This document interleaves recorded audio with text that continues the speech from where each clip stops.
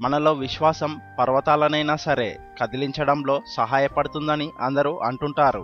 అయితే మీరు అబునా యమాట గుహ్ మొనాస్ట్రీలో ప్రార్థన చేయాలంటే కూడా మీకు ఆ విశ్వాసం మరియు నిర్భయత చాలా అవసరం. ఉత్తర ఎథియోపియాలోని టిగ్రే ప్రాంతంలోని కఠినమైన ప్రకృతి దృశ్యంలో కనుగొనబడిన ఈ ఆశ్రమం మానవ భక్తికి నిదర్శనం మాత్రమే కాకుండా నిర్మాణ అద్భుతం కూడా.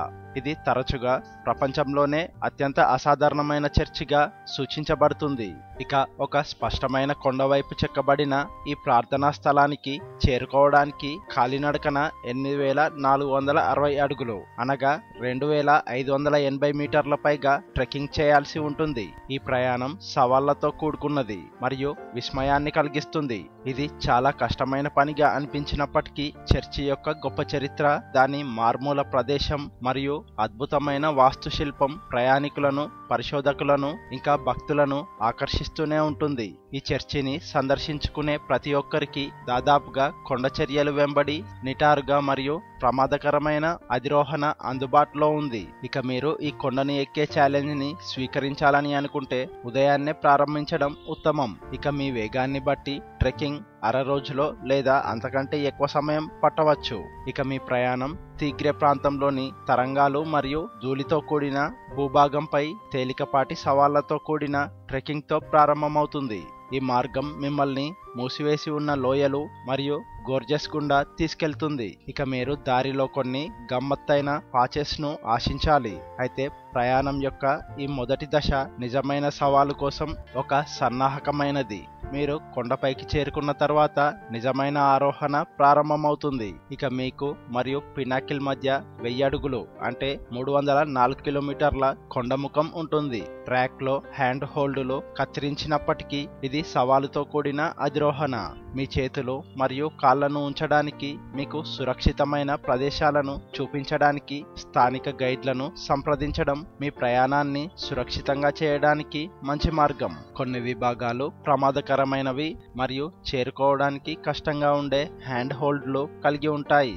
ఇక ఆ సమయంలో తాడ్లను ఉపయోగించడం ఎంతో అవసరం. ఈ పవిత్ర భూమి యొక్క పవిత్రతను కాపాడుకోవడానికి ట్రెక్కర్లు చెప్పులు లేకుండానే సవాళ్లతో కూడిన ఆరోహణను చేపట్టాలి. ఇక చివరగా మీరు ఇదంతా చేసిన తర్వాత మీరు 980 అడుగుల డ్రాప్ మీదగా 50 సెంటీమీటర్ల వెడల్పు గల అంచుపై నడవాల్సి ఉంటుంది. ఇక ఇది మీ జీవితంలో ఒక్కసారే ఎక్కినట్లు అనిపించవచ్చు, కానీ ఈ ప్రాంతం ప్రజలు మాత్రం వారానికి చాలాసార్లు ఈ ఆరోహణను చేస్తారు. అయినా కూడా ఇప్పటి వరకు ఒక ప్రమాదం కూడా జరగలేదని అక్కడి ఫాదర్ అసెఫా చెప్తుంటాడు. ఇక అతని ప్రకారం చర్చి యొక్క పోషకుడైన సెయింట్ తన గాలితో పడిపోయిన వారిని రక్షించి వారిని సగం నుండి అంచుకు తిరిగి ఇస్తాడు.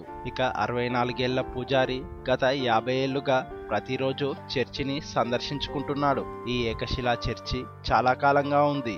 దాని మూలాన్ని 5వ దశాబ్దానికి చెందినది. ఇది ఎథియోపియా యొక్క పురాతన క్రైస్తవ ప్రదేశాలలో ఒకటిగా మారింది. ఎథియోపియాకు క్రైస్తవ మతాన్ని తీసుకొచ్చిన రోమ్, కాన్స్టాంటినోపుల్ మరియు సిరియా నుండి వచ్చిన 9 మంది సెయింట్లలో ఒకరైన సెయింటే అబునా యమాట.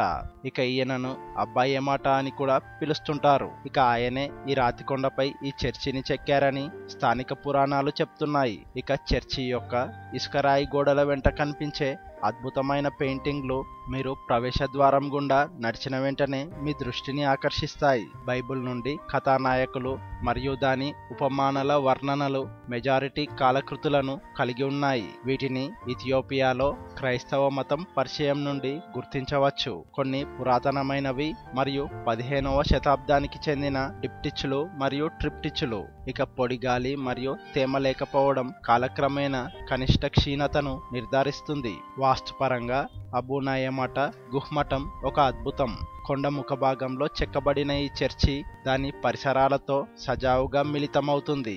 చర్చిలోని గోపురాలు మరియు స్తంభాలు జాగ్రత్తగా హస్తకళను ప్రదర్శిస్తాయి. ఆ సమయంలో అధునాతన సాధనాలు లేకపోవడాన్ని పరిగణలోకి తీసుకుంటే ఇది నిజంగా విశేషమైన ఘనత.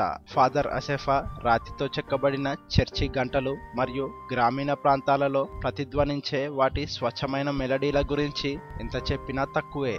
ఇక ప్రస్తుతం ఆశ్రమాన్ని గణనీయంగా మార్చకుండా సందర్శకుల భద్రతను మెరుగుపరచడానికి ప్రయత్నాలు జరుగుతున్నాయి. UNESCO వరల్డ్ హెరిటేజ్ సైట్ అభ్యర్థిగా ఇది ఆఫ్రికాలోని అనేక ఇతర రాక్హెన్ చర్చిల జాబితాలో చేరవచ్చు. అబూ నయమాత గుహ్ మొనాస్ట్రీ ఈ ప్రాంతంలోని ప్రజల విశ్వాసానికి చిహ్నం. ఇక ఈ శిలపై వారు దేవునికి దగ్గరగా ఉన్నారని తండ్రి అసఫా పేర్కొన్నారు. ఇక కొండపై చెక్కబడిన ఈ చర్చి గురించి మీ అభిప్రాయాలను కామెంట్ సెక్షన్ లో కామెంట్ చేయండి ఫ్రెండ్స్. మరిన్ని ఇలాంటి అప్డేట్స్ కోసం మన ఛానల్ కి సబ్స్క్రైబ్ చేసుకోండి.